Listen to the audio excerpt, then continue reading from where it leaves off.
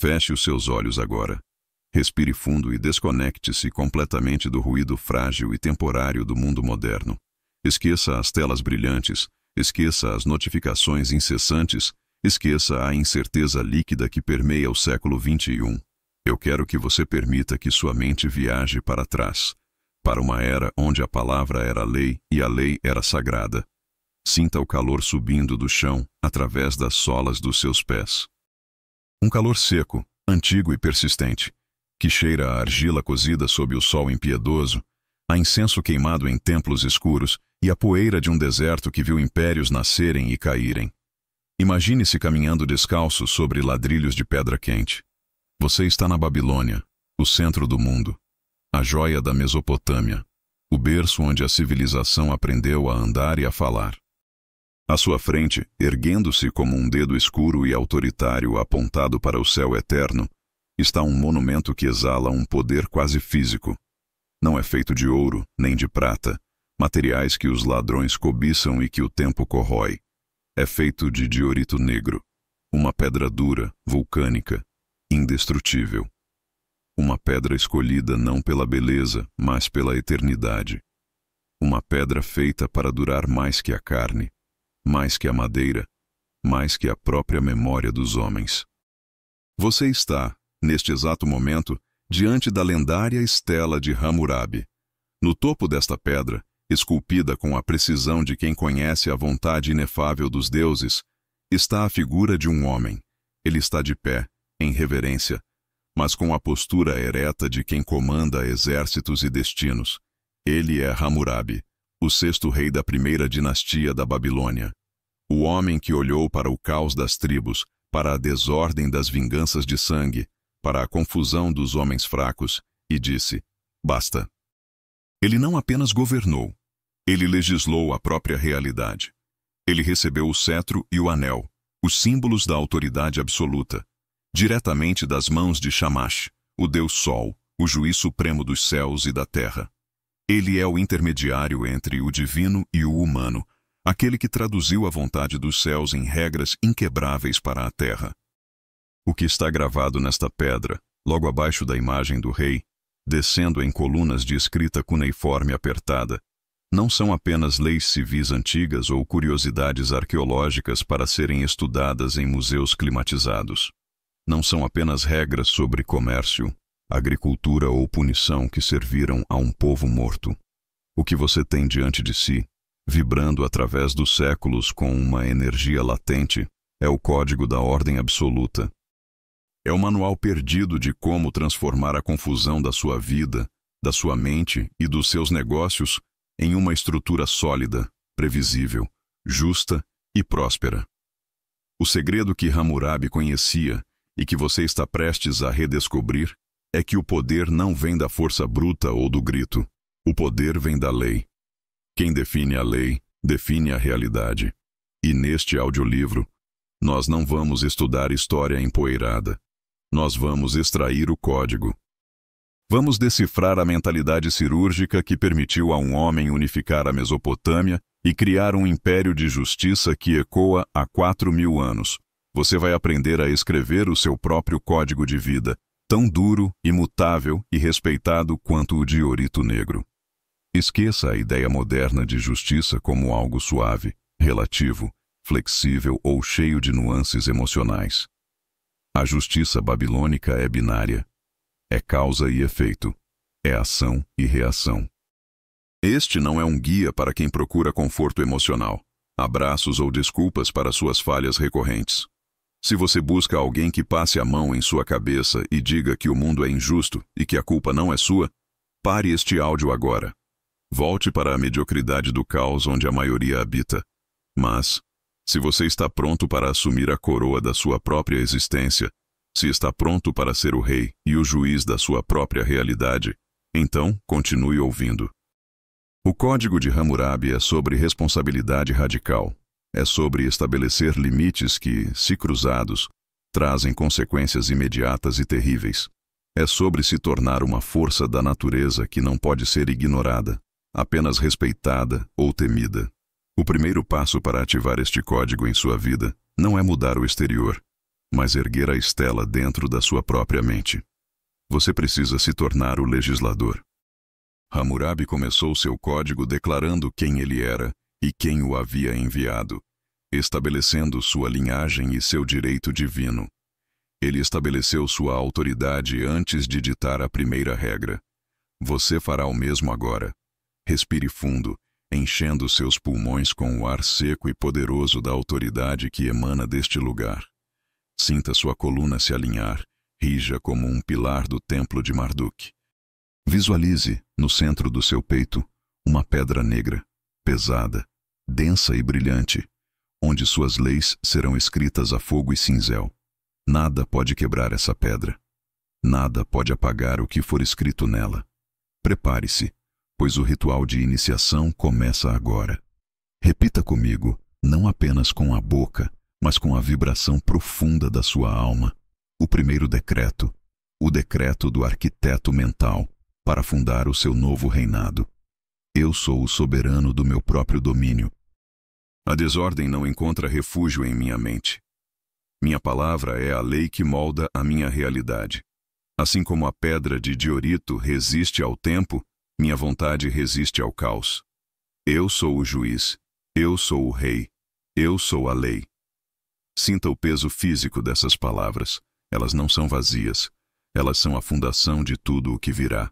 A Babilônia não foi construída em um dia, mas foi construída sobre um plano mestre inalterável.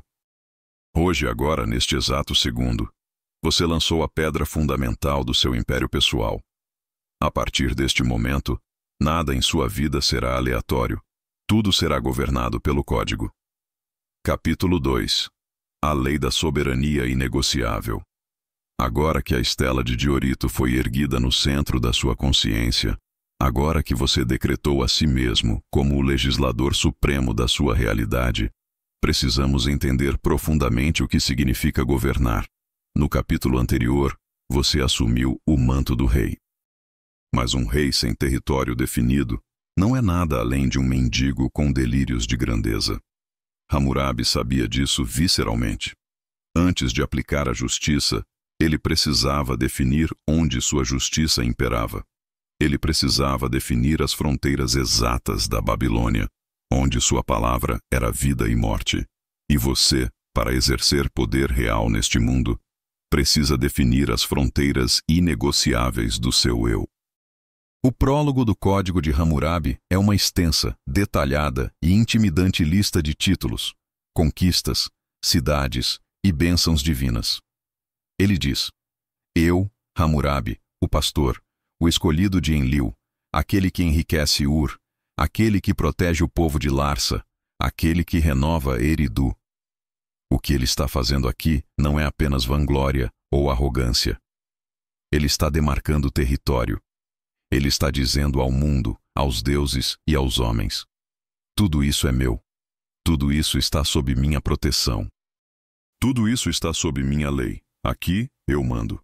Aqui a minha vontade é a única verdade. A lei da soberania inegociável é o segredo esquecido da autoridade pessoal. No mundo moderno, somos ensinados desde cedo a ser permeáveis, acessíveis e diluídos. Deixamos que as opiniões alheias invadam nossa mente sem filtro. Deixamos que as demandas de terceiros ditem nossa agenda diária. Deixamos que emoções externas e o drama alheio contaminem nosso estado interno de paz. Isso é uma violação de soberania.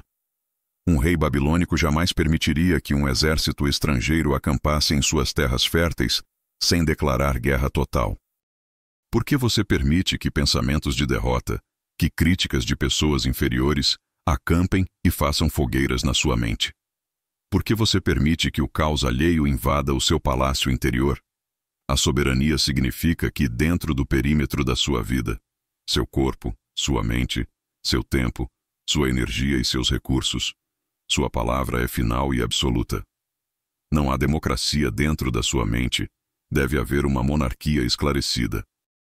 Se você não governa a si mesmo com mão de ferro, o mundo o governará com chicote de fogo. A soberania é a capacidade de dizer não sem culpa e sim sem medo. É a capacidade de fechar os portões da sua cidade mental levantar a ponte levadiça e deixar o caos morrer de fome do lado de fora das muralhas. É a compreensão de que você não é obrigado a absorver o lixo do mundo. Como aplicamos a lei da soberania hoje, na prática do dia a dia? Você deve realizar um inventário territorial implacável. Hammurabi listou suas cidades uma a uma. Você deve listar suas áreas de domínio. Primeiro, seu corpo, o templo onde o rei habita. Você está permitindo que ele seja invadido por preguiça, por venenos, por fraqueza, por alimentos que ofendem sua vitalidade? Retome a soberania sobre sua biologia. Segundo, sua mente. A sala do trono. Quem tem permissão para entrar lá? Que tipo de informação você consome? Você deve instalar guardas de elite nos portões dos seus olhos e ouvidos. Se algo não serve ao império que você está construindo, barrem a entrada. Terceiro, seu tempo. O tesouro do reino. A quem você está pagando tributo com suas horas? Há distrações vazias? Há pessoas que não agregam valor? Corte o tributo imediatamente. Um soberano não paga tributo a escravos. A prática fundamental deste capítulo é o edito de expulsão. Identifique uma área da sua vida onde você perdeu a soberania. Talvez seja um relacionamento onde você não tem voz, um vício que controla suas ações, ou um hábito de procrastinação que dita seu ritmo. Visualize essa invasão como um exército bárbaro sujo acampado em suas terras sagradas. E decrete a expulsão. Não negocie. Soberanos não negociam com invasores, eles os eliminam. Expulse a influência externa e recupere o trono. Lembre-se sempre, o poder é definido pelos limites. Um rio sem margens é apenas um pântano estagnado. Um rei sem fronteiras não é ninguém. Quanto mais claras, rígidas e visíveis forem suas fronteiras, mais respeito você comandará naturalmente. As pessoas sentem o cheiro da soberania. Quando você caminha sabendo exatamente onde termina você e onde começa o resto do mundo, o mundo abre caminho. A estela de Hammurabi era visível a todos na praça pública, para que ninguém pudesse alegar ignorância da lei. Torne seus limites visíveis. Torne sua postura inegociável. A pedra está quente e a lei está sendo escrita.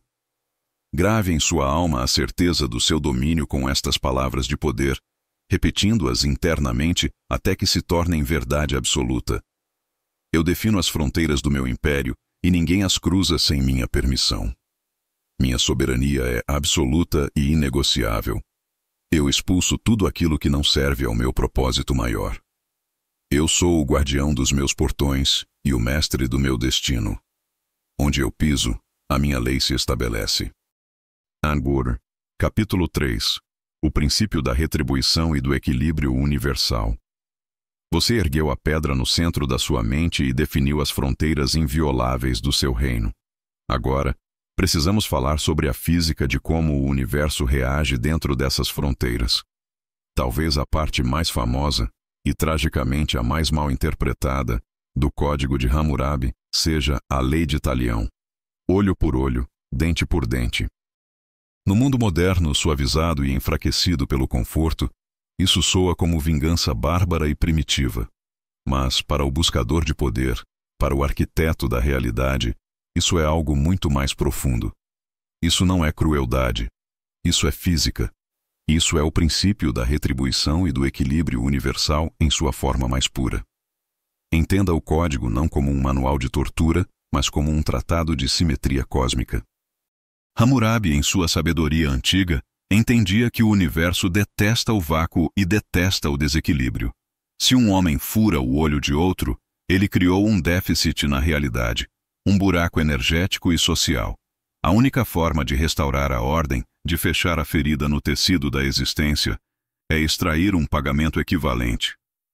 Olho por olho não é sobre raiva emocional, é sobre preço. É sobre a contabilidade da existência. É a garantia de que nenhuma ação fica sem reação correspondente. No seu caminho para o poder, você deve entender que nada, absolutamente nada, é de graça. Tudo tem um custo.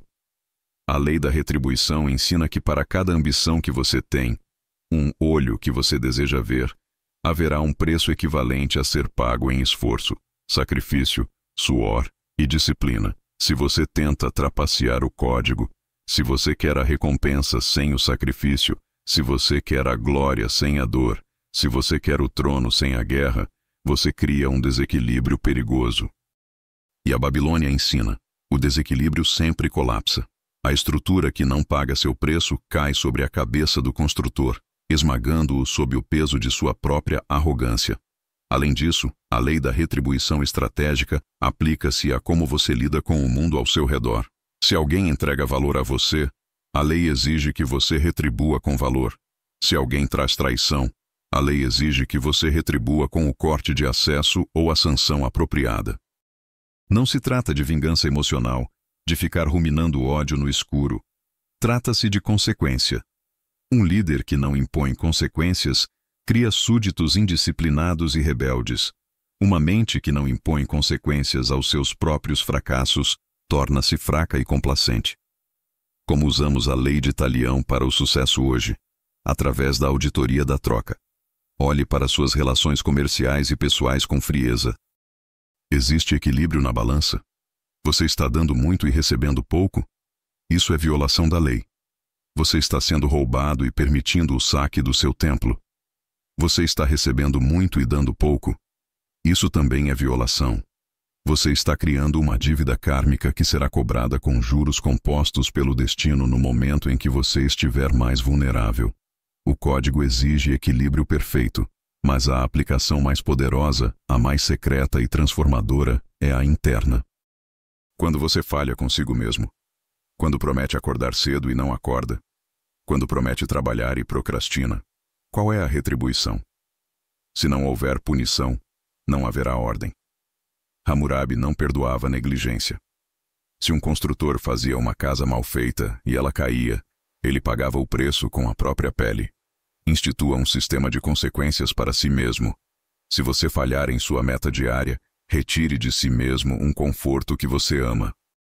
Se você cumprir sua meta, conceda a si mesmo uma recompensa digna.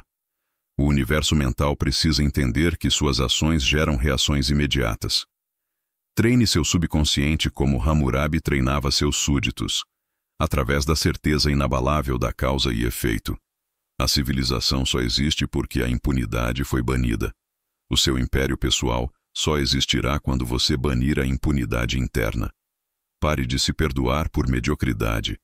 Pare de aceitar desculpas esfarrapadas da sua própria mente. O olho por olho é a garantia de que a realidade é justa. Se você plantar esforço estratégico, colherá resultados. Se plantar preguiça, colherá ruína. A lei é fria, a lei é dura, mas a lei é justa. Abrace a dureza da lei, e ela lhe dará a solidez que a água morna da complacência jamais dará. Com a balança da justiça em uma mão e a espada da execução na outra, afirme o equilíbrio do seu mundo agora. Eu aceito o preço de cada uma das minhas ambições. Nenhuma ação minha fica sem consequência. Eu escolho a vitória. Eu pago minhas dívidas com o universo e cobro o que me é devido. O equilíbrio é a base do meu poder e a fonte da minha força. Eu sou a causa e eu sou o efeito. Capítulo 4. A arquitetura da hierarquia mental. A sociedade babilônica, descrita minuciosamente no código, era rigidamente estratificada. Havia os Awilum, homens livres, a elite, os nobres, os Mushkenum, o povo comum, os dependentes, e os Wardum, os escravos. Para o olhar moderno, sensível e igualitário, isso parece opressão injusta.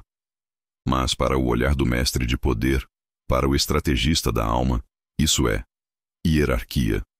E a lição que Hammurabi nos deixa é clara e inegável. Sem hierarquia, não há estrutura. Sem estrutura, tudo desmorona em caos. Você já estabeleceu a lei e o equilíbrio. Agora, precisamos organizar os habitantes da sua mente. A sua mente não pode ser uma comuna igualitária, onde todos os pensamentos têm o mesmo direito de voto e o mesmo peso. Isso é anarquia. Isso é loucura. Seus medos não podem ter o mesmo voto que seus sonhos. Você precisa estabelecer a arquitetura da hierarquia mental. Dentro de você, Existem milhares de vozes, milhares de cidadãos internos clamando por atenção. Existem impulsos nobres, ideias de grandeza, visões de futuro, virtudes estoicas. Estes são os seus Awilum, a sua elite nobre. Mas também existem medos mesquinhos, desejos animais, dúvidas rastejantes, preguiça e vícios. Estes são os seus Wardum, seus escravos. O erro fatal da maioria das pessoas, a razão pela qual falham, é dar aos escravos mentais o mesmo tempo de palco e a mesma autoridade que dão aos nobres. Você deixa o medo, um escravo, debater de igual para igual com a sua ambição, um nobre. Você deixa a preguiça, um escravo, votar contra o seu dever, um rei. Isso é um golpe de estado interno. O código de Hammurabi é brutalmente claro. A vida e a palavra de um nobre valem mais que a de um escravo. As punições e as proteções eram diferentes. Na sua mente deve ser igual. Um pensamento de coragem deve ter peso de ouro. Um pensamento de medo deve ser tratado como poeira ao vento. Você não negocia com um pensamento de desistência. Você o comanda. Você não discute com a vontade de procrastinar. Você a subjuga e a coloca para trabalhar. A hierarquia cria ordem. Quando os instintos básicos servem ao propósito superior, você tem um império funcional e poderoso. Quando o propósito superior serve aos instintos básicos, você tem decadência e ruína. Visualize sua mente como o grande zigurate da Babilônia, aquela torre escalonada que toca os céus. No topo, no templo dourado e exclusivo, sentam-se seus objetivos supremos e seus valores inegociáveis. Eles comem primeiro. Eles recebem a melhor energia. Eles nunca são questionados pelos de baixo. No meio estão as estratégias e as táticas, os cidadãos comuns que trabalham para sustentar o topo. E na base, na lama e na poeira, estão os impulsos momentâneos, o cansaço, a dúvida, a fome de distração. Eles existem, eles têm sua função biológica de alerta, mas eles nunca, jamais, devem subir ao topo do zigurate para governar. A prática da hierarquia mental exige que você classifique implacavelmente cada pensamento que surge em sua consciência. Surge um pensamento. Vou deixar isso para amanhã. Estou cansado. Pergunte imediatamente. Quem disse isso? Foi um nobre ou foi um escravo? Claramente foi a preguiça. Um escravo. O código diz: o escravo obedece, não manda. Portanto, você ignora a sugestão e ordena a ação. Surge uma ideia. Eu posso construir algo grandioso que mude minha história. Quem disse isso? A ambição. Um nobre. Dê ouvidos, dê recursos, dê atenção total. Trate seus pensamentos com o preconceito da hierarquia. Discrimine o que é útil do que é lixo. O universo é vertical. Há o alto e o baixo. Há o sutil e o denso. A tentativa de nivelar tudo dentro de si mesmo resulta em mediocridade cinzenta. Não tenha medo de ser um tirano contra a sua própria fraqueza. Hammurabi não construiu os maiores canais de irrigação e os templos mais altos permitindo que cada carregador de tijolos decidisse o plano da obra. Ele impôs uma visão superior. Imponha a visão do seu eu superior sobre o seu eu inferior. Essa é a única tirania que traz liberdade real. Olhando do topo do seu zigurate mental, afirme sua hierarquia com a voz do comando. Meus propósitos mais altos governam meus instintos mais baixos. Eu não dou voz à fraqueza. Eu ordeno a força. Minha mente é um reino ordenado, não uma multidão confusa. Eu valorizo meus pensamentos de poder acima de tudo. A elite da minha mente comanda, o resto obedece. Aqui está a parte 2 Marska da obra, o Código de Hammurabi. O texto segue denso, contínuo e puramente narrativo, mantendo a atmosfera de autoridade e mistério. Ninona. Capítulo 5. O contrato da palavra. Irrevogável. Na antiga Mesopotâmia, séculos antes da invenção do papel, milênios antes dos advogados modernos e das cláusulas digitais, a palavra falada e a tabuleta de argila úmida eram tudo o que existia para sustentar a realidade social. O comércio, A fundação vibrante da economia babilônica dependia inteiramente da validade absoluta dos contratos. O Código de Hammurabi dedica dezenas de leis específicas e rigorosas para regular contratos, depósitos, empréstimos e promessas entre mercadores. Por que tanta obsessão jurídica com a palavra? Porque os antigos sabiam de uma verdade que nós esquecemos. Se a palavra perde o valor, a sociedade se desintegra instantaneamente em barbárie. Você estabeleceu a hierarquia mental no capítulo anterior. Agora, você precisa estabelecer a moeda de troca do seu reino, a sua palavra. O contrato da palavra irrevogável não é sobre honestidade moralista ou ética de domingo. É sobre potência mágica e prática.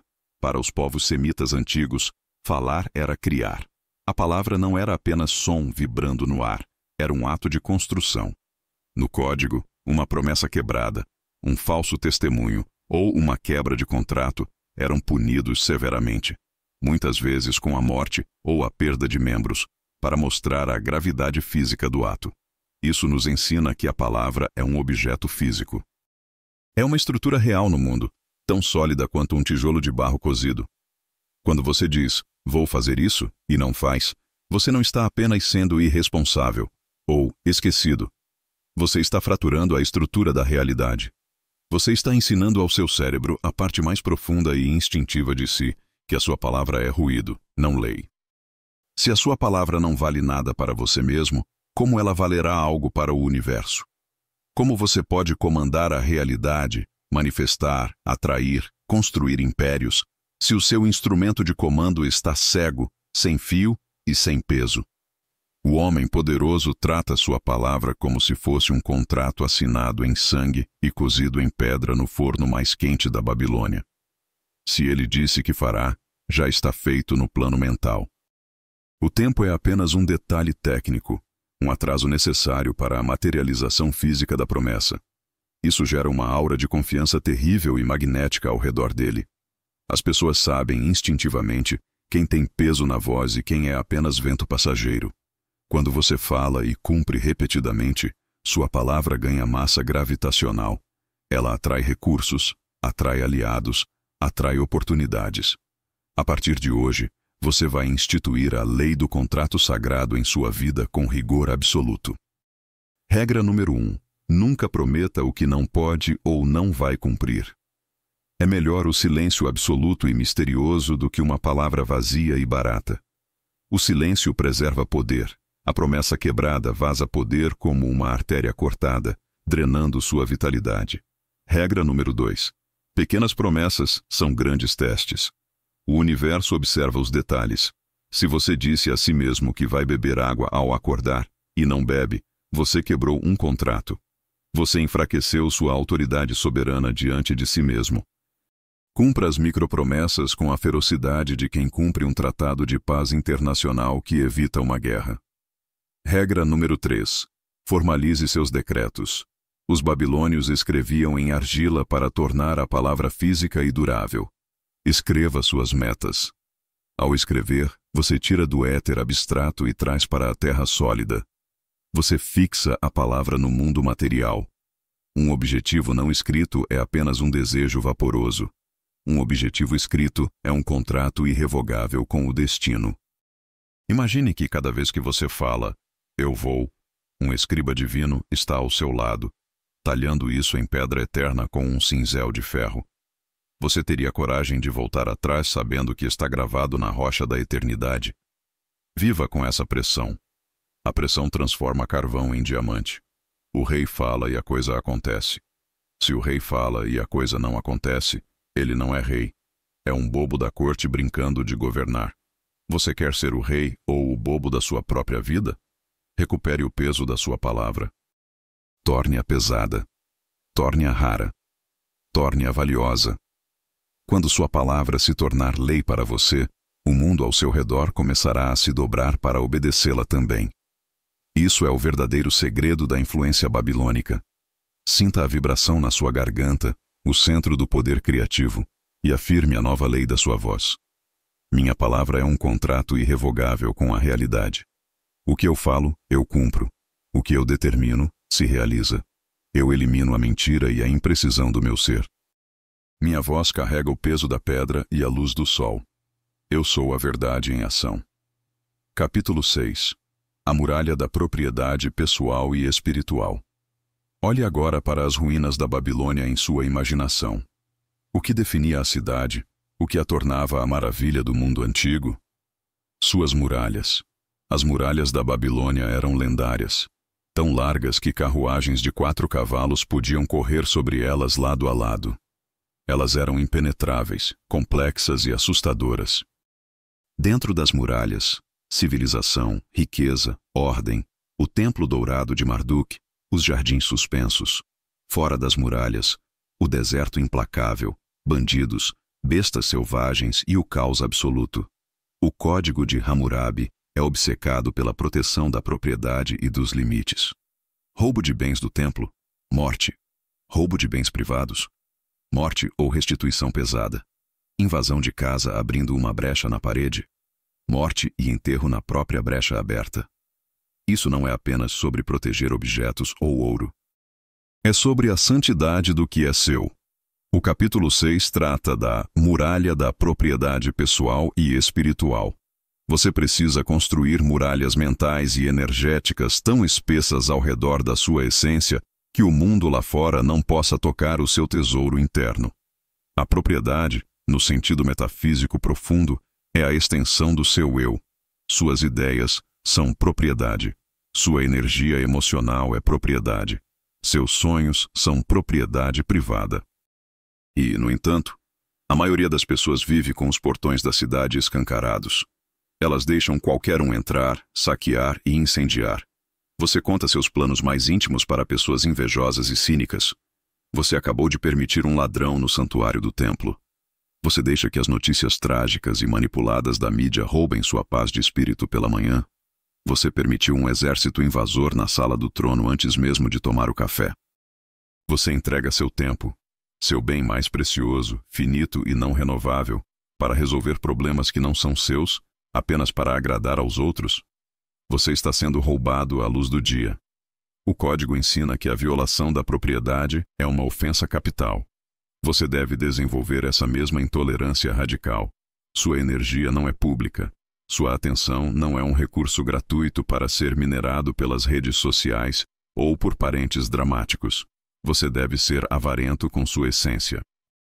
A generosidade só é virtude quando é uma escolha consciente de um soberano que transborda, não quando é o saqueamento de uma vítima que não sabe dizer não e busca aprovação. Como construir essa muralha hoje? Vamos levantar os tijolos. A prática essencial é o fechamento das brechas. Identifique por onde sua energia está vazando. Brecha número 1. A necessidade de aprovação. Quando você busca a aprovação externa, você está dando a chave da sua casa para um estranho e implorando para que ele entre. Recupere a chave. Aprove a si mesmo. Brecha número 2. A fofoca e a conversa inútil. Falar da vida alheia é abrir uma brecha na parede para o lixo entrar. Cele seus lábios. Quem fala dos outros não constrói a si mesmo. Brecha número 3. A reatividade emocional. Se alguém te insulta e você reage com raiva, eles controlam você. Eles roubaram sua estabilidade. A muralha significa que o insulto bate na pedra fria e não atinge o rei lá dentro. Proteja seus projetos como Hammurabi protegia os templos sagrados. Mantenha o segredo. O segredo é a argamassa da muralha. Não revele a colheita antes de ela estar segura no celeiro. O que ninguém sabe, ninguém estraga. Construa o silêncio ao redor dos seus objetivos. Deixe que vejam apenas o resultado final, nunca o processo vulnerável. A muralha deve ser intimidante, alta e dourada. Um homem sem muralhas é apenas um espaço público por onde os outros passam e deixam sujeira. Um homem com muralhas é um destino, uma fortaleza, um poder autônomo. Não tenha medo de parecer fechado, distante ou misterioso. A familiaridade gera desprezo. A distância e o mistério geram respeito. As grandes coisas sagradas, o santo dos santos no templo, ficavam atrás de véus pesados e paredes grossas. Se você quer ser sagrado, separe-se. Proteja o que é seu com a fúria de um guardião babilônico. Visualize as grandes muralhas subindo, tijolo por tijolo, ao redor da sua mente e declare a sua segurança. Minha mente é uma fortaleza impenetrável. Eu protejo meus sonhos e minha energia com vigilância total. Eu sou seletivo com quem permito entrar no meu domínio. O que é meu é sagrado e inviolável. Eu construo barreiras fortes para cultivar uma paz profunda. Anashikon, capítulo 7. O julgamento do rio sagrado, a prova da verdade. Chegamos a um dos pontos mais místicos, estranhos e poderosos do código, a ordalha do rio. Quando um caso era complexo demais para os juízes humanos, quando não havia testemunhas e era apenas a palavra de um homem contra o outro, o código invocava a justiça divina. O acusado era submetido ao rio. Ele devia mergulhar no rio divino, o poderoso Eufrates. Se o rio o engolisse, ele era considerado culpado pelos deuses. Se o rio o devolvesse à margem incólume, ele era declarado inocente e quem o acusou falsamente era punido com a morte. Isso parece superstição antiga aos olhos céticos, mas encerra uma verdade psicológica e universal brutal. A realidade final não pode ser enganada. O rio representa o fluxo da verdade, a pressão da realidade, a força da natureza que não negocia. Você pode mentir para os outros, pode construir narrativas falsas, pode até mentir para si mesmo no conforto do seu quarto, mas quando você mergulha na água fria e turbulenta da realidade, a verdade vem à tona. Ou você nada, ou você afunda. A gravidade não aceita suborno. A correnteza não ouve desculpas. O julgamento do rio é o conceito ancestral de prova de pele em risco, skin in the game, e de teste de estresse. Muitas pessoas constroem personas falsas, baseadas em arrogância vazia e teorias não testadas. Elas dizem que são fortes, que são capazes, que são resilientes, mas elas nunca entram no rio. Elas ficam na margem segura, apenas falando. O código de poder exige que você se submeta voluntariamente ao rio. Você precisa testar suas capacidades no mundo real. Você acha que é forte? Não diga, prove. Vá para a academia e coloque peso na barra até falhar. O ferro é o rio. Ele dirá a verdade sobre sua força. Você acha que é um bom vendedor? Pegue o telefone e ligue para 100 clientes hostis. O mercado é o rio. Ele dirá a verdade sobre sua competência. Quem teme o rio sabe no fundo que é culpado. Culpado de incompetência, de fraqueza, de falsidade. Quem é inocente, quem se preparou, quem treinou, quem é verdadeiro, não teme a água, pois sabe que flutuará.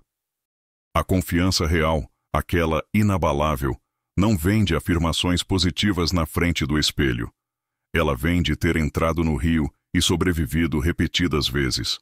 A aplicação prática do julgamento do rio é o mergulho voluntário. Não espere que a vida o jogue no rio num momento de crise inesperada. Jogue-se você mesmo, sob seus termos, para treinar sua resistência. Identifique onde você está fingindo ou onde você está inseguro. Essa é a área que precisa de teste imediato. Se você tem medo de falar em público, sua ordalha do rio é se inscrever para uma palestra ou gravar um vídeo. Se você tem medo da escassez financeira, sua ordalha é investir agressivamente em seu conhecimento, confiando na sua capacidade de gerar mais. Exponha-se a dificuldades calculadas. Tome banhos gelados. Uma microsimulação física do rio. Sinta o choque térmico. Sinta o pânico inicial do corpo querendo fugir. E domine-o com a mente soberana. Prove a si mesmo, todas as manhãs, que você não afunda. Que você comanda o frio. A verdade liberta, mas primeiro ela assusta e dói. O rio lava a falsidade, a maquiagem e as máscaras. O que sobra depois do mergulho, molhado e ofegante na margem, é quem você realmente é. E isso, meu amigo, é indestrutível. O rio não julga moralmente. Ele julga competência, adaptação e verdade. A natureza não se importa se você é uma boa pessoa. Ela se importa se você tem equilíbrio e força. Alinhe-se com a natureza implacável da realidade. Pare de tentar enganar o sistema. Torne-se verdadeiramente aquilo que você diz ser. Assim, quando for empurrado para as águas turbulentas da vida, Você não apenas flutuará, você navegará com maestria. Com a coragem de quem encara as águas profundas sem tremer, afirme: eu não temo o teste da realidade, eu o busco. Minha força é real e provada nas águas da vida. A verdade é minha aliada e minha proteção. Eu mergulho no desafio e emerjo mais forte. Eu sou puro ouro que não corrói na correnteza. Capítulo 8. A supressão impiedosa do caos. Subversivo, caminhe agora mentalmente pelas ruas escuras e labirínticas da antiga cidade, longe dos palácios iluminados. Nem tudo é luz e ouro nos impérios. Nas sombras espreita a sedição. Nas tabernas sujas, sussurra-se a revolta. Hammurabi, o grande estrategista, sabia que um reino raramente cai apenas por invasão externa. Ele cai, com muito mais frequência e facilidade, pela podridão interna, pela conspiração doméstica, pela subversão da ordem estabelecida que começa pequena e cresce no escuro. O código lida com a traição, a desordem e a quebra de hierarquia com uma brutalidade necessária e cirúrgica. Uma das leis mais duras diz: se um homem acoberta um escravo fugitivo em sua casa e não o entrega ao chamado do pregoeiro, o dono da casa será morto. Por que tal severidade? Porque ele está auxiliando a desordem. Ele está alimentando o caos. Ele está dando abrigo ao inimigo da estrutura. No capítulo 8, a supressão impiedosa do caos subversivo, você aprenderá a identificar e esmagar as rebeliões dentro de você antes que elas derrubem o seu governo pessoal. A mente humana é naturalmente propensa à anarquia e ao menor esforço. Você estabelece uma meta, a lei, e imediatamente surge uma voz subversiva sussurrando no fundo da sua cabeça: só hoje não faz mal pular o treino. Ninguém está vendo se você comer isso. Você merece descansar. Deixe o trabalho para depois. Essa voz é o conspirador. Essa voz é o escravo fugitivo tentando se esconder na sua casa mental. A maioria das pessoas negocia com esses rebeldes. Elas dão abrigo ao inimigo. Elas dizem: ok, vou ceder hoje, mas amanhã eu compenso. Isso é acobertar a subversão. E o código diz: aquele que acoberta o caos morre junto com ele. Entenda a gravidade. Cada vez que você tolera um pequeno deslize, você não está sendo flexível ou bondoso consigo mesmo. Você está treinando sua mente para desrespeitar sua própria autoridade. Você está financiando a guerrilha interna que vai derrubar seu império no futuro. A supressão deve ser impiedosa. Não porque você se odeia, mas porque você ama a ordem que está construindo. O amor pela obra exige o ódio pelo que a destrói. Hammurabi não pedia, por favor, para que as leis fossem seguidas. A sanção era a morte. Na sua mente, a sanção para pensamentos sabotadores deve ser a morte imediata daquele pensamento. Você precisa cortar a cabeça da serpente enquanto ela ainda é pequena. Se você deixa a dúvida crescer, ela vira medo. Se o medo cresce, vira pânico. Se o pânico cresce, vira paralisia total. Mate a dúvida no berço. A técnica prática é a corte marcial instantânea. Durante o seu dia, monitore os rebeldes como um chefe da guarda real. Rebelde identificado. O impulso de checar o celular inutilmente enquanto trabalha. Isso é roubo do tesouro real, seu tempo e foco. Sentença: supressão imediata. Bloqueie o aparelho. Afaste-o fisicamente. Não diga só 5 minutos. Diga não. Sinta o prazer frio e metálico da autoridade sendo exercida contra o impulso. Rebelde identificado. A vitimização. Ah, está chovendo. Não vou conseguir produzir. O mundo está contra mim. Isso é sedição. É culpar os deuses e o clima pelo seu fracasso pessoal. Sentença: ação oposta massiva. Está chovendo? Trabalhe o dobro. Mostre ao rebelde interno que a sabotagem gera mais trabalho, não menos. Você deve se tornar um caçador de fraquezas dentro de si. Não tenha piedade. A piedade com o vício é crueldade com o seu futuro. Trate seus maus hábitos como Hammurabi tratava os traidores. Sem audiência, sem recurso, sem negociação, apenas a execução sumária da lei. Dizem que a paz é branca, suave e passiva. Mentira. A verdadeira paz, a Pax Babilônica. é feita de ferro e vigilância. A paz é a consequência da ordem mantida com força. Só existe silêncio na sua mente quando as vozes do caos sabem que serão silenciadas violentamente se ousarem falar. A autoridade gera tranquilidade. Seja o tirano dos seus vícios para ser o rei das suas virtudes. Com a espada da vontade desembainhada, declare a morte da desordem interna. Eu não negocio com terroristas mentais. Eu esmago a sabotagem antes que ela crie raízes. A minha tolerância para com a minha própria fraqueza é zero. Eu governo com mão de ferro para viver em paz de espírito. A ordem prevalece sobre o caos, hoje e sempre. Ouve-o. Capítulo 9. O dever do pastor. Liderança como proteção. Hammurabi, em suas estelas e decretos, autodenominava-se frequentemente o pastor. Para o ouvido moderno, isso pode soar como uma imagem bucólica, suave e pacífica, mas não se engane.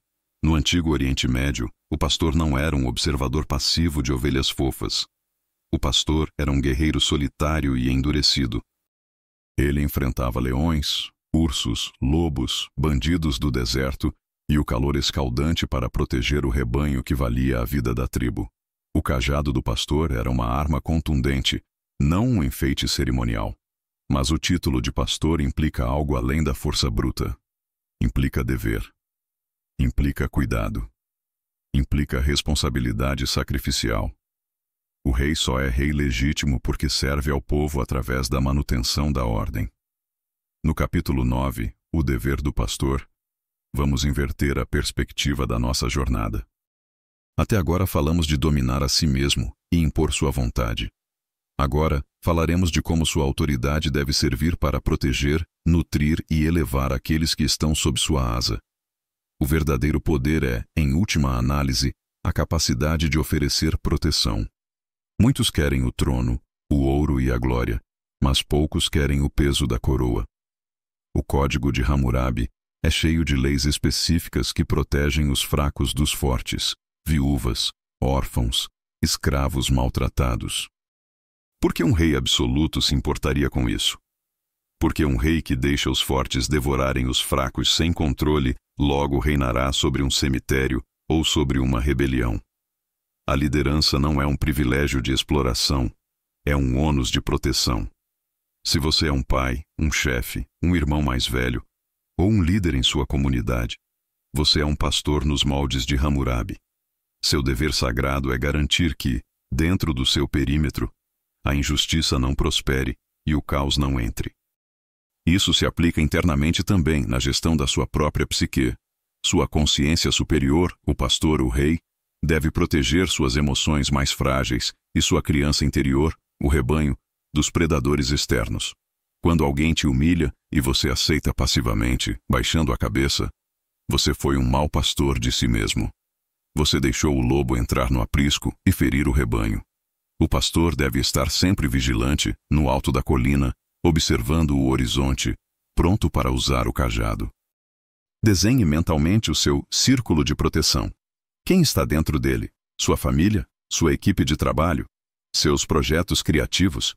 Para cada elemento dentro do círculo, pergunte-se honestamente: eu estou agindo como um pastor ou como um mercenário? O mercenário foge quando o lobo vem, pois o rebanho não é dele. O pastor fica, luta e sangra se necessário.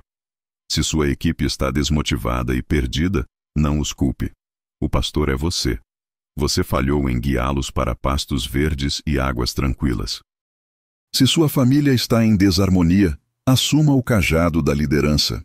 Estabeleça a ordem, não com gritos histéricos, mas com direção clara. Limites seguros e presença forte. A prática do dia é o ato de cobertura. Identifique um problema ou ameaça que está afligindo alguém ou algo sob sua responsabilidade direta e resolva-o para eles.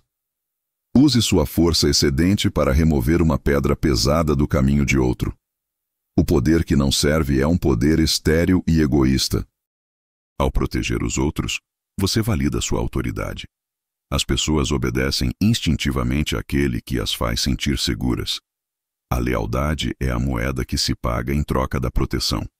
Não confunda servir com ser servo. O rei serve a lei e, ao fazê-lo, protege o reino. A maior autoridade vem da maior responsabilidade assumida.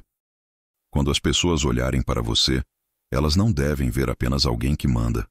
Devem ver alguém que, se o céu cair, segurará o teto com os próprios ombros para que elas não sejam esmagadas. Isso é Hammurabi. Isso é o rei. Segurando o cajado da autoridade protetora com firmeza, afirme: eu sou o guardião do meu círculo e o protetor dos meus. Minha força é um escudo para aqueles que confiam em mim. Eu assumo a responsabilidade total pelo bem-estar do meu reino. Diante do perigo, eu dou um passo à frente, nunca atrás. Eu lidero servindo e sirvo liderando. Capítulo 10. A lei da construção sólida e da responsabilidade. Imagine a poeira dourada subindo de uma construção na antiga Babilônia. O som dos cinzéis, o cheiro de betume quente, o esforço dos homens erguendo paredes de tijolos de barro secos ao sol e vigas de cedro importadas do Líbano. A engenharia para eles era uma atividade sagrada, e o erro não era apenas uma falha técnica, era fatal. A Lei 229 do Código de Hammurabi é talvez a regra de responsabilidade profissional mais famosa e brutal da história humana. Se um construtor edifica uma casa para alguém e não a faz sólida, e a casa que ele construiu cai e mata o dono, esse construtor deverá ser morto. Brutal? Sim. Eficaz? Absolutamente. Essa lei criou uma sociedade onde a excelência não era uma meta corporativa vaga ou um diferencial de marketing. Era uma questão de sobrevivência biológica. Hoje vivemos na era da desculpa, do depois eu arrumo, do foi um bug no sistema, da obsolescência programada. No capítulo 10, vamos resgatar a lei da construção sólida. Vamos aplicar a filosofia de que o seu trabalho deve ser capaz de sustentar o peso da vida sem ruir. Este capítulo trata da integridade estrutural daquilo que você produz. O conceito moderno de skin in the game, pele em risco, popularizado por pensadores contemporâneos, é puro Hammurabi. Se você não tem nada a perder quando falha, você se torna negligente. Se sua vida, sua reputação ou seu dinheiro estão em jogo, você verifica cada tijolo 3 vezes. Você mistura a argamassa com a proporção perfeita. Você alinha a parede com a precisão dos deuses. Como você constrói a estrutura da sua vida hoje?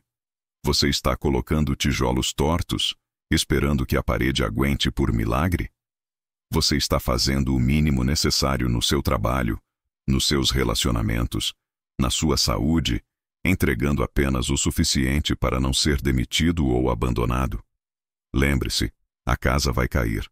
É uma questão de tempo. A gravidade é paciente, mas implacável. E quando a casa cair, a culpa será inteiramente sua. A lei da construção sólida exige que você assine sua obra com a garantia do seu sangue. Tudo o que leva o seu nome deve ser feito com a máxima excelência possível. Não por um perfeccionismo neurótico que paralisa, mas por integridade estrutural que sustenta. O universo testa a solidez das estruturas constantemente. Ventos sopram, terras tremem, crises vêm. Só o que é sólido fica de pé. A aplicação prática deste princípio é a auditoria da obra. Olhe para o que você está construindo hoje. Um relatório, um corpo físico, uma empresa, uma família. Faça o teste de Hammurabi. Se eu tivesse que morar embaixo dessa estrutura que estou construindo agora, e minha vida dependesse da qualidade do meu trabalho hoje, eu dormiria tranquilo ou com medo do teto desabar? Se a resposta for medo, derrube e faça de novo. Ou reforce as bases agora, antes que seja tarde. Pare de entregar trabalhos medíocres. Pare de dar jeitinhos. O jeitinho é a rachadura invisível na parede que derrubará o palácio sobre a sua cabeça. Adote o mantra da excelência mortal. Faça como se sua vida dependesse disso. Porque no final das contas, a qualidade da sua vida depende exatamente disso. A soma dos seus trabalhos medíocres resulta numa vida medíocre, frágil e propensa ao colapso total na primeira tempestade. A soma de trabalhos excelentes resulta numa fortaleza inabalável. O verdadeiro mestre não precisa de fiscalização externa. Ele teme mais o seu próprio julgamento do que o julgamento do rei. Ele sabe que uma parede torta é uma ofensa à geometria sagrada do universo. Seja o construtor que dorme em paz, sabendo que nenhum furacão derrubará o que suas mãos ergueram. Tocando a pedra sólida da sua realização com confiança, afirme: eu coloco minha pele em risco em tudo o que faço. Minha assinatura é garantia de excelência e solidez absoluta. Eu não construo ruínas. Eu construo legados que desafiam o tempo. A mediocridade é uma ofensa à minha natureza real. O que eu ergo permanece de pé. Capítulo 11. A sentença contra o falso testemunho interno. Nos tribunais a céu aberto da Babilônia, a verdade era a mercadoria mais valiosa e rara. A lei número 3 do Código diz: se alguém, em um processo, dá testemunho de algo passível de morte e não prova o que disse, esse homem será morto. A mentira era tratada como um vírus social. O falso testemunho podia condenar um inocente à morte, roubar propriedades e destruir famílias. Por isso, o mentiroso devia sofrer na própria carne a pena que tentou infligir ao outro. A justiça exigia alinhamento total com a realidade. Mas o tribunal mais perigoso não é o da cidade, com juízes de barba longa. É o tribunal silencioso da sua mente. E o réu, o advogado, o juiz e o carrasco são todos você. O capítulo 11 trata da sentença contra o falso testemunho interno. Estamos falando da mentira que você conta para si mesmo todos os dias diante do espelho. A autoilusão. O veneno doce que paralisa o progresso. A pior forma de traição é enganar a pessoa no reflexo. Você diz: eu não tive tempo para fazer o que era necessário. Mentira. Falso testemunho. Você teve as mesmas 24 horas de todos os grandes homens da história, mas priorizou bobagens e conforto. Você diz: eu vou começar na segunda-feira sem falta. Mentira. Se fosse realmente importante, uma questão de vida ou morte, você começaria agora. O futuro é o refúgio dos mentirosos. Você diz: a culpa é da economia, do governo, da sorte. Falso testemunho. Outros estão enriquecendo e prosperando na mesma economia e sob o mesmo governo. A variável é você. Essas mentiras são crimes capitais contra o seu potencial. Cada vez que você valida uma desculpa esfarrapada, você está cometendo perjúrio diante do tribunal do destino. Você está absolvendo sua preguiça e condenando seu futuro à morte. O Código de Hammurabi exige provas, não histórias tristes. Você diz que é bom? Prove com resultados. Você diz que está tentando? Mostre a colheita. Se não há prova, há punição. A realidade não aceita álibis emocionais. Você deve se tornar um inquisidor impiedoso da sua própria narrativa. A partir de hoje, institua o interrogatório implacável. Quando você se pegar dando uma justificativa para um fracasso ou uma inação, pare imediatamente. Acenda a luz forte na cara do suspeito, você mesmo, e pergunte: isso é verdade absoluta? Ou é apenas uma história bonita para me sentir confortável com minha mediocridade? Desmonte a mentira peça por peça. Se a voz interna diz: eu não consigo emagrecer por causa da minha genética lenta, o inquisidor deve responder: mentira, você comeu pizza ontem e não treinou há 3 dias. A genética é irrelevante enquanto a disciplina for nula. Culpado de falso testemunho. Se a voz diz: eu não tenho dinheiro para investir no meu crescimento, o inquisidor responde: mentira, você gasta com entretenimento fútil, bebidas e assinaturas que não usa. Você tem dinheiro, só não tem prioridade. Culpado. Ao condenar o falso testemunho e aceitar a dor da verdade, você se liberta. A verdade dói, mas a verdade cura. A mentira conforta, mas a mentira mata. Pare de ser o advogado de defesa das suas falhas. Torne-se o promotor do seu potencial. A Babilônia caiu quando seus líderes começaram a acreditar nas próprias mentiras de invencibilidade. Não cometa esse erro. Olhe para seus números, olhe para seu corpo, olhe para seus relacionamentos com a frieza de um legista. O que os dados dizem é a verdade. O resto é narrativa.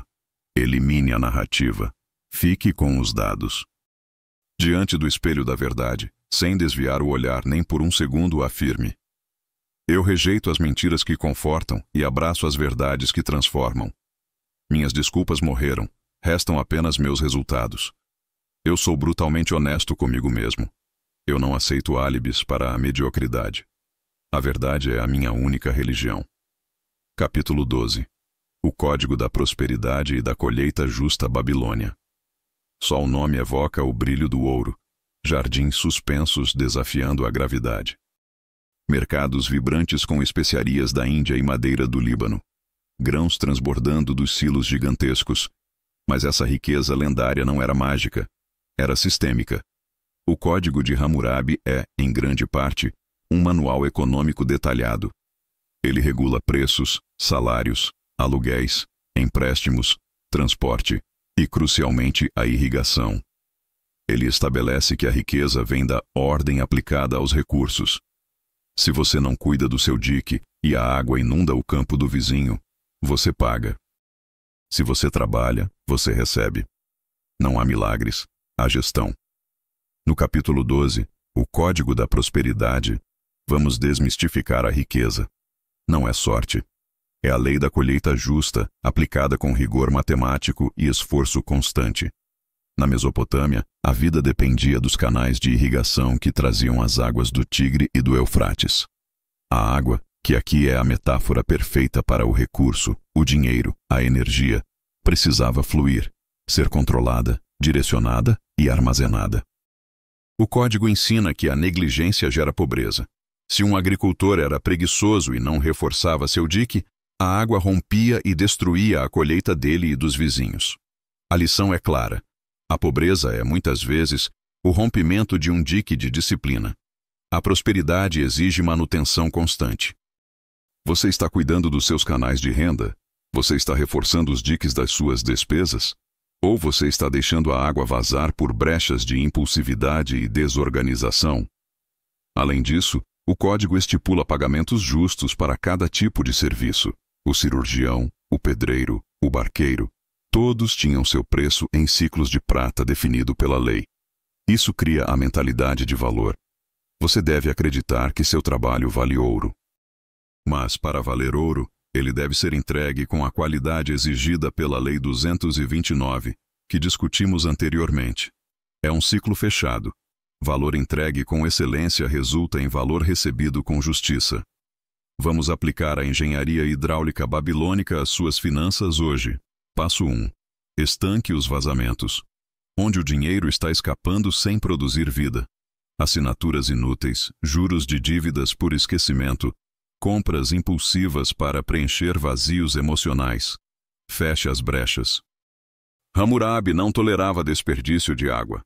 Você não deve tolerar desperdício de capital. Passo 2. Cave novos canais.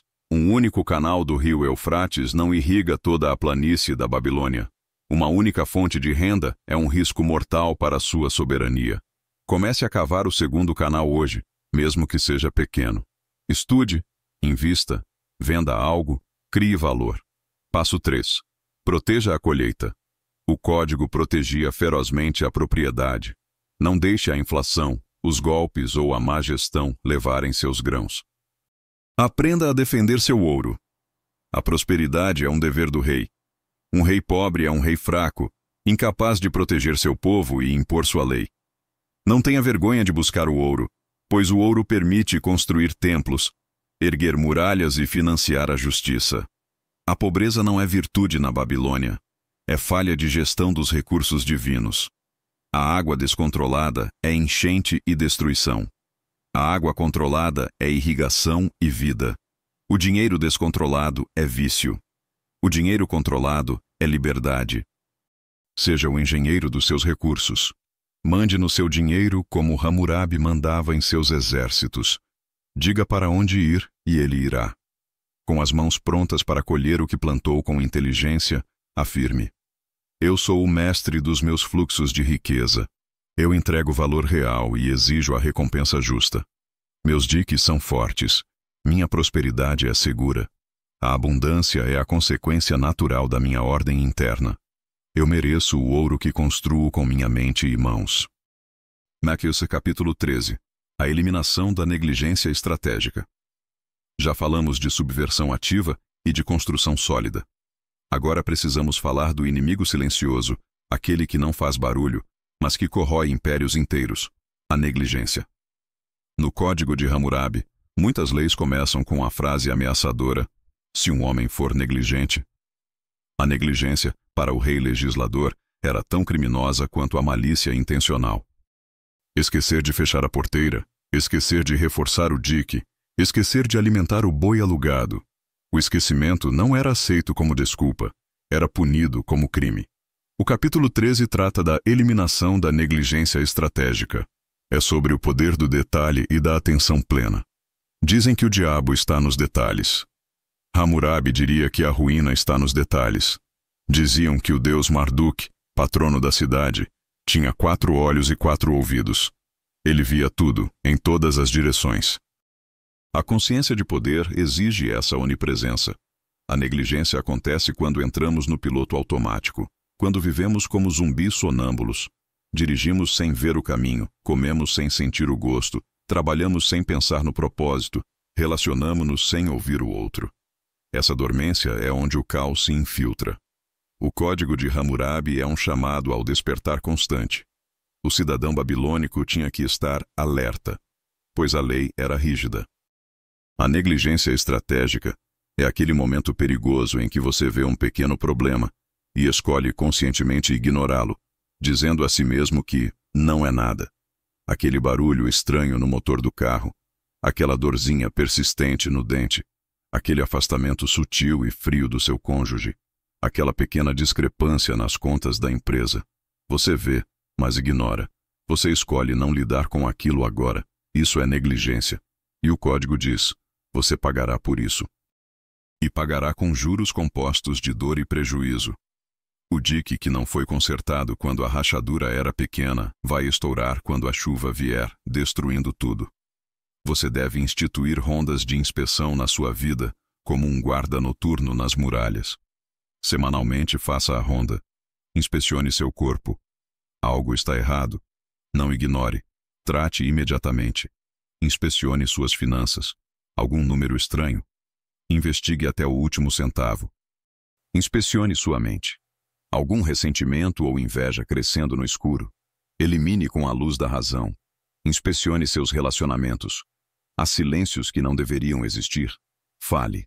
Haja antes do desastre. O sábio conserta o telhado quando faz sol.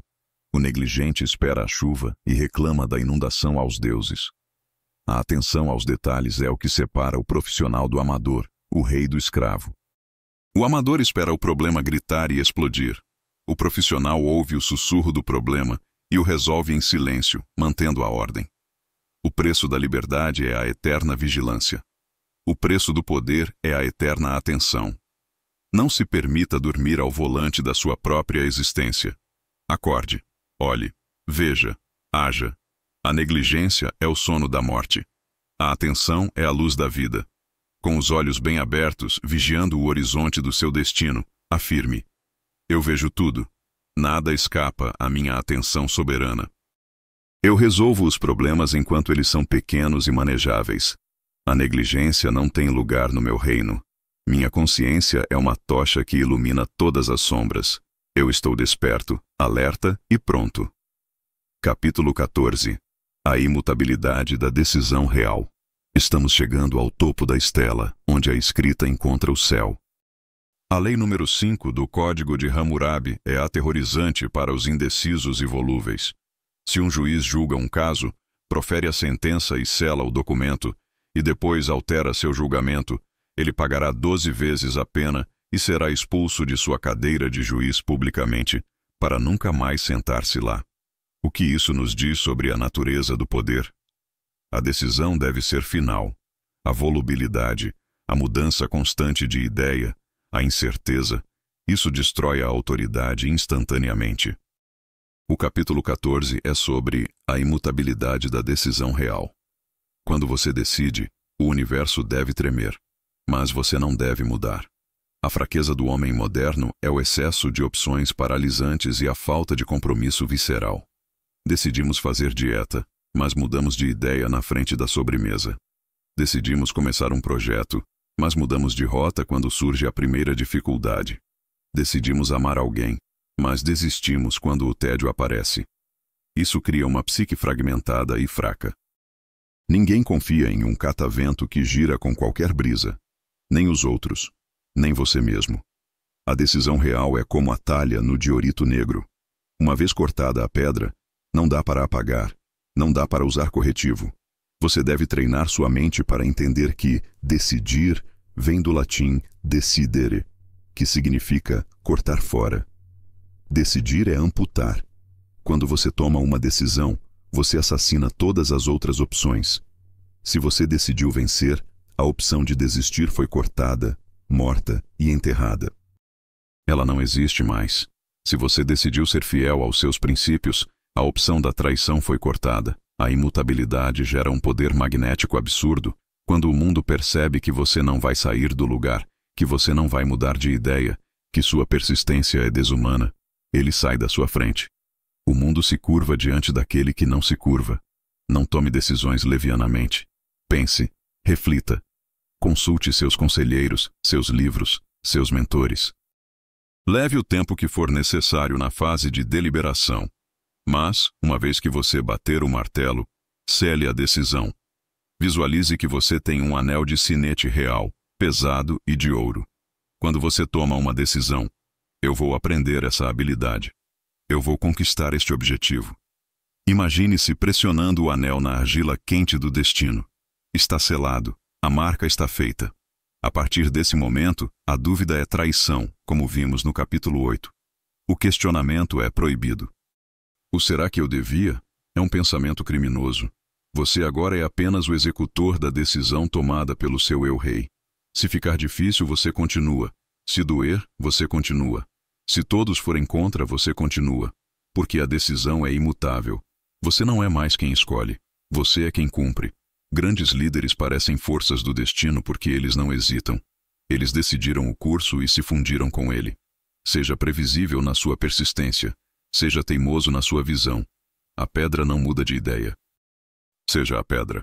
Com a firmeza de uma montanha que atravessa eras, afirme: minha decisão é lei, e não admite recurso. Eu corto todas as opções, exceto a vitória. Uma vez que eu decido, o destino está selado. Eu não volto atrás. Eu avanço até o fim. Minha vontade é sólida como o diorito negro. Capítulo 15. O selo final do legislador de si mesmo. Chegamos ao fim da estela, mas ao início do seu verdadeiro reinado. Hammurabi conclui seu código histórico com um epílogo cheio de bênçãos poderosas para quem respeitar suas palavras e maldições terríveis para quem ousar apagar ou alterar sua lei. Ele sabia que sua obra precisava perdurar além de sua carne mortal. Ele sabia que a lei era a única forma de imortalidade real. Você percorreu a jornada completa. Você ergueu a pedra no centro da mente. Você definiu soberania, equilíbrio, hierarquia, palavra, proteção, verdade, ordem, liderança, solidez, honestidade, riqueza, atenção e decisão. O capítulo 15 é o selo final. É a coroação. É o momento em que você deixa de ser um estudante do código e se torna a encarnação do código. O objetivo deste audiolivro não foi apenas dar informações históricas ou dicas de autoajuda. Foi formatar seu sistema operacional mental. O código de Hammurabi não é algo que você consulta num livro empoeirado. É algo que você é. O legislador de si mesmo não precisa que ninguém lhe diga o que fazer. Ele não precisa de chefe, de guru ou de pai para ditar seus passos. Ele tem a bússola interna calibrada pelo norte verdadeiro da justiça e do poder. Quando você integra essas leis nas suas células, você se torna uma figura de autoridade natural.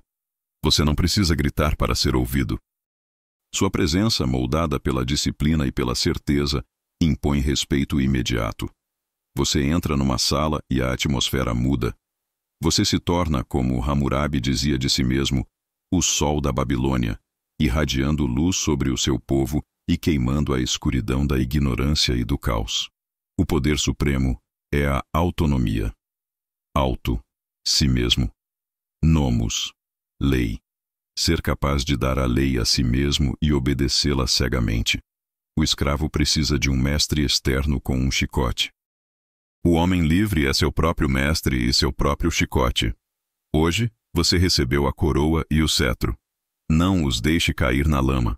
Não volte a ser um plebeu da mente, perdido em distrações e medos. Encerre esta jornada com um ritual solene. Vá a um lugar onde possa ficar sozinho e em silêncio. Fique de pé. Sinta toda a jornada que fizemos, desde o despertar diante da pedra quente até a imutabilidade da decisão real. Visualize o código gravado em seus ossos, circulando em seu sangue como ferro líquido. Faça um juramento a si mesmo. Não um desejo, um juramento sagrado. Diga: eu juro, sob a luz da minha consciência e a força da minha vontade, que nunca mais aceitarei menos do que a soberania total sobre minha vida. Eu sou a lei. Sinta a transformação química acontecer. O antigo você, caótico, reativo e fraco, foi julgado, condenado e executado. O novo você, ordenado, poderoso e soberano, assume o trono agora. A Babilônia é sua para construir. Os tijolos esperam por você. Hammurabi morreu há quase 4.000 anos. Seu corpo virou pó no deserto, mas suas palavras ainda são lidas. Suas leis ainda são a base da justiça. Por quê? Porque a ordem é eterna. O caos é temporário. Ao escolher a ordem, você escolhe a imortalidade. Vá, construa, lidere, governe. O código vive em você.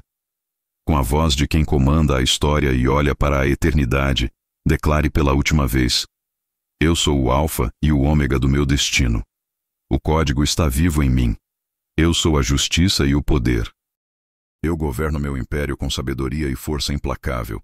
Minha lenda começa agora. Está feito. Está selado. É lei.